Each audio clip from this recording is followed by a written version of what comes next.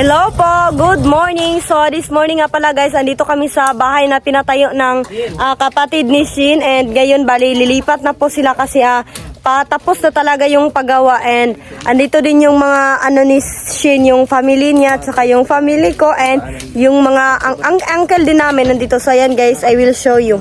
Ayan, ito na lang pala yung tinabaho nila dito. Ayan, malapit na talaga matapos guys. And then patapos na talaga, and dito sila matulog mamaya. Ito pala yung ginawa ni Papang kusina. Bali lahat ng palang, pag start pa lang nito guys, si Papa na talaga yung nagpanday. Ayan. Yung papa ko talaga yung gumawa nitong bahay na to. Hindi ako nakagawa ng video paano pa yung pag-start. Kasi nga may mga lakad-lakad kami. Ito din yung ano nila, CR. Yan guys. Ito pala yung view nila dito sa likod. As you can see, sobrang ganda talaga guys. Yan. Sobrang presko ng hangin dito. And guys, papasok na tayo sa loob.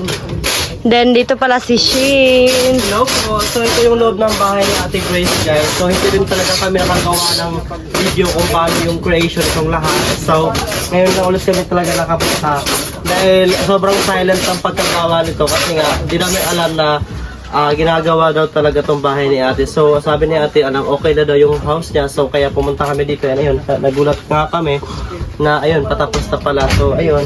At ito pala guys, ito ang tawag nito yung bed nila. Higaan nila. Higaan nila. Yes, yung gumawa nito is yung Papa ni Donna. Yes. So yun, maraming salamat sa Papa ni Donna dahil yun, nakagawa siya ng bed. Yes. So then pwede na nilang tulugan to mamaya. yes. So mamaya dito na sila matutulog. And of course, siguro dito din ako mamaya para try namin matulog dito kung ano yung feel. Siyempre, bagong bahay. Siyempre, maganda talaga. Di mo na kailangan gumamit ng electric pan dito. So, Alam mo naman. Din siya, hindi lang siya. Oh, tapos first ko din yung hangin na malalanghap mo.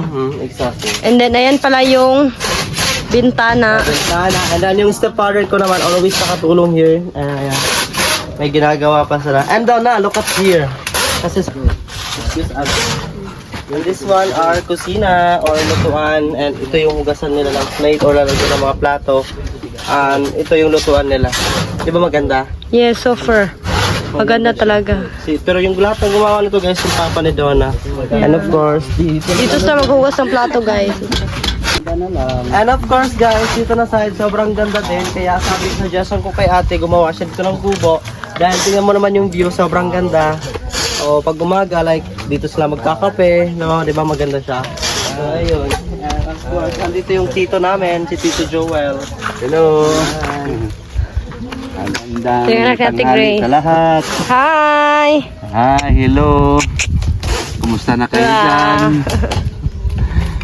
Ayun, nandito na yung bibi yung may-ari ng bahay. Ito pala yung bilang pangtakip nila dito.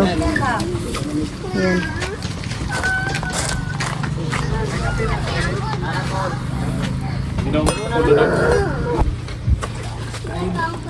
Kasi tindog niya.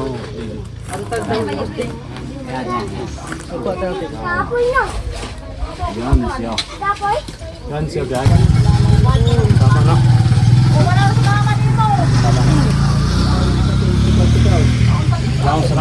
So yan guys, sa magtatanong kung magkano yung ginastos dito sa pagpagawa ng bahay. So guys, umabot po ng 30,000. You know po ba guys, bakit siya umabot ng 30,000?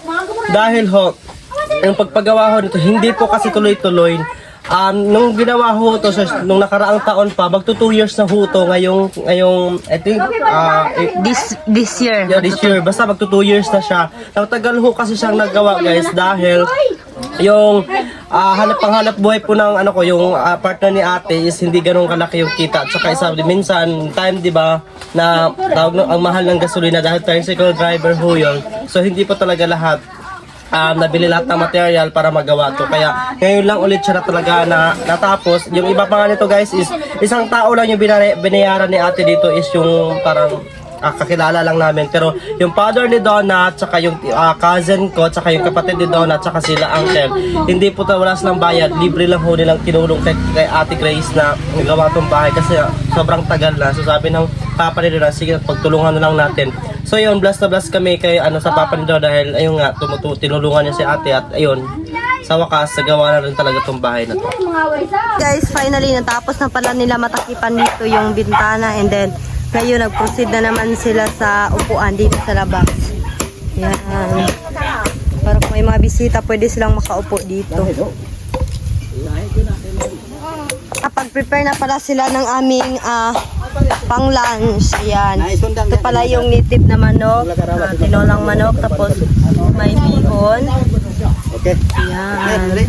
Salamati sa ninyo. Salamati sa And then, may natira pa palang tuna dito. Kaya yan, niluto na lang nila. Yan guys, kain po tayo. Ba, sobrang sobrang sarap talaga sa pakiramdam yung kakain ka dito. Yung simple lang yung kinakain mo, tapos ganito kaganda yung view. Nako, sobrang perfect. Wow! Ay, mahila. Yan. Ay, yung mag-cry na baby, no.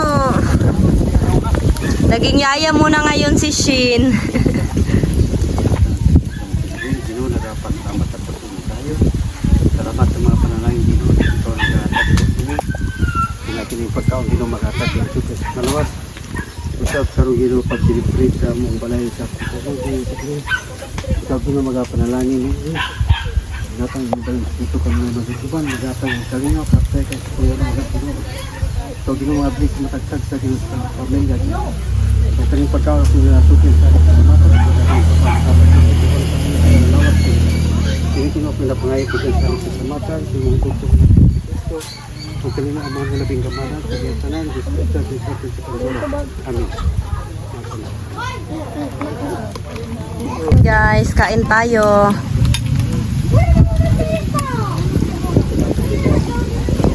Yan. Masarap pa yung ulam. Lalo na sa sinabayan pa ng sobrang ganda ng view. Donna, kain na. Sige, kain ka lang dyan, Shin. Ayan guys, magsalo na lang kami ni Shin. Share na lang kami ng vlog. Kami ba yung nagkakupaling manok po? Ang pinsik. Ako po. Ako po. Basap ng tuna. Try mo yung tuna, Shin. Ito yung itim na manok. Kain pa. Dating bugnaw, oh.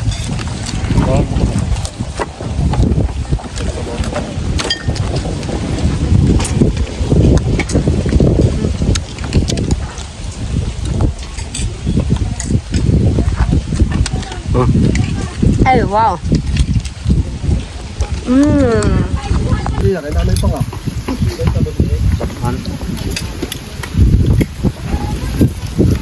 Pinakakagmay katong tanga sa bar.